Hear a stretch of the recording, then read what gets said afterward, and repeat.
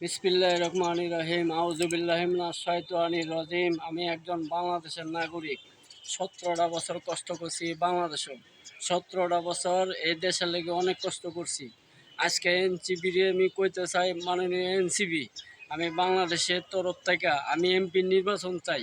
এনসিপির থেকে আমি এমপি নির্বাচন চাই। আমি একজন বাংলাদেশের নাগরিক। আমি ১৭টা বছর অনেক কষ্ট করছি, কিন্তু আমি এনসিপির তরফ থেকে আমি এমপি নির্বাচন চাই।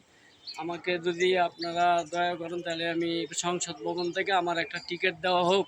আমি বাংলাদেশের নাগরিক, আমাকে এমপি নির্বাচনের এই নমিনেশন দেওয়া হোক।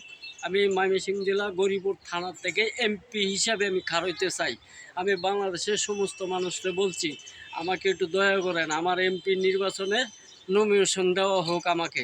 আমি বাংলাদেশের একজন নাগরিক। ১৭টা বছরে বাংলাদেশে কষ্ট করছি, কিন্তু আমি বাংলাদেশের নাগরিক হিসাবে আমি এমপি নির্বাচন চাই। আসসালামু আলাইকুম।